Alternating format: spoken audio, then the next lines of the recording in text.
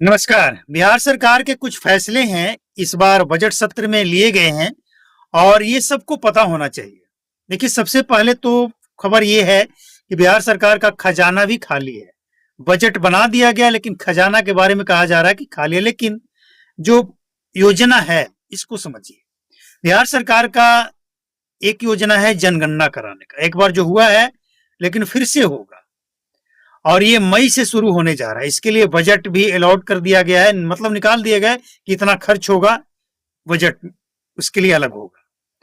सवाल ये है कि क्या बिहार में एक बार जो हुआ था उसी तरह से बिहार में जातियों को गिनकर और जातिवाद फैलाने का काम किया जाएगा?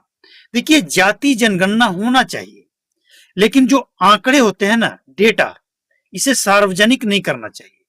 इसे सरकार अपने तक सीमित रखे।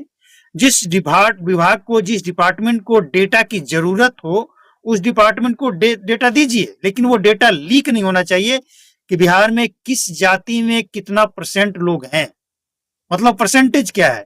इससे जातिवाद फैलता है और इसका फायदा इलेक्शन में वो लोग उठाते हैं जाति के आधार पे कैंडिडेट खड़ा करके, मतलब इलेक्शन में भी ये फायदा लेना चाहते हैं।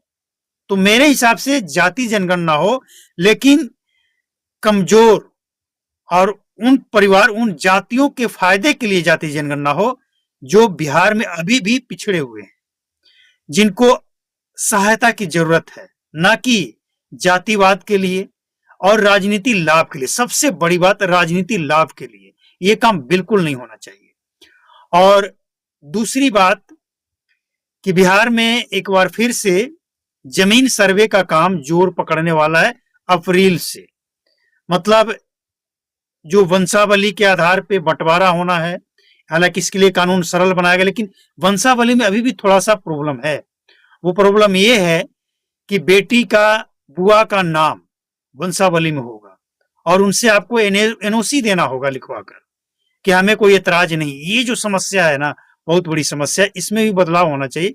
लेकिन सरकार का योजना ये है कि जो काम पेंडिंग पड़ा है, अधूरा रह गया है, उसको एक बार फिर से कंप्लीट किया जाएगा और वाकई ये काम होना चाहिए। बिहार में जमीन सर्वे का काम और जो दादा परदादा के नाम पे जमीन है, तो जो उसके वंशज हैं वंशावली के आधार पे, उनके नाम पे हो तो बिहार सरकार के लिए बहुत बड़ा उपकार होगा। लेकिन ये विभाग और ये काम इतना टेढ़ा है ना, इतना टेढ़ा है कि जलेबी से भी टेढ़ा है। मतलब इतना भ्रष्ट ये विभाग है जिसका कोई लिमिट नहीं है। अगर ईमानदारी से इस विभाग में काम किया जाए ना, तो बहुत सारे सीओ, कर्मचारी, डीएसएलआर और जितने भी राजस्व अधिकारी हैं, शायद कोई प्रखंड, कोई अनुमंडल, कोई जिला ऐसा बचेगा जहां पे भ्रष्टाचार सामने नहीं आएगा। हर जगह भ्रष्टाचार इस विभाग में भरा पड़ा है। खुद विजय कुमार सिन्हा घूम घूम कर जब शिविर लगाकर देखे तो उनके सामने भ्रष्टाचार का मामला आया। तो ये काम बिहार सरकार फिर से करने जा रही है। तो इससे रिपोर्ट का मतलब ये है कि जाति जनगणना में आपका क्या विचार है, किस आधार पे होना चाहिए और डेटा क्या सार्वजनिक होना चाहिए, एक बात।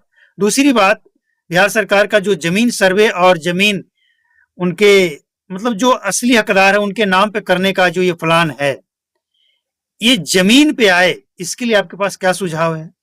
हमने तो पहले ही कहा था कि अधिकारी जब तक ऑफिस से निकलकर किसान रैयत के दरवाजे पर नहीं पहुंचेंगे, इसमें पारदर्शिता का कोई गुंजाइश ही नहीं है। वो ऑफिस में बैठेंगे, 4 दलाल बाहर होंगे और दलालों के माध्यम से घूसखोरी चलता रहेगा। लेकिन वही जब गांव में आकर, दरवाजे पे आकर किसानों से बात करेंगे, रैयतों से बात करेंगे, तो ये चांस कम जाता है, बहुत कम हो जाता है। और यही होना चाहिए। और सबसे बड़ी बात, हम कई बार बोल चुके हैं कि बिहार सरकार को अगर वाकई बिहार में जमीन सर्वे और जिसके नाम पे, जिसका दादा परदादा के नाम पे जमीन है और उनके जो अधिकार, जो मतलब वंशावली के आधार पे जो दावेदार हैं, उनके नाम पे अगर सचमुच जमीन करना चाहते हैं ना, तो बिहार सरकार को एक काम और करना पड़ेगा।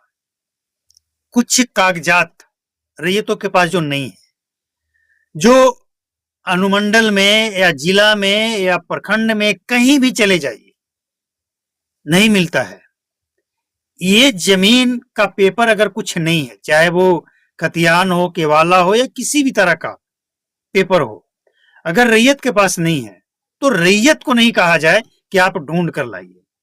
रैयत अगर आवेदन दे दे, सिर्फ आवेदन कि मेरे पास ये जमीन है लेकिन इसका केवाला खो गया, जल गया, फट गया, चोरी हो गया, जो भी हो गया, खतियान नहीं है, तो सरकार अपने अधिकारियों को आदेश दे कि रैयत अगर कोई इस तरह के आवेदन दे कि मेरे पास ये खतियान नहीं है, केवाला नहीं है, तो आपको ढूंढ कर लाना है। चाहे जिला रिकॉर्ड रूम से लाइए, जहां से लाइए, आपको ढूंढ कर लाना है और ये जो कमी है इसको पूरा करना है। ये आदेश सरकार को देना चाहिए मेरे हिसाब से। बाकी आप इसके लिए बेहतर सुझाव दे सकते हैं। नमस्कार। रिपोर्ट अच्छा लगा हो तो लाइक करें, शेयर करें और चैनल को सब्सक्राइब और पेज को फॉलो जरूर करें।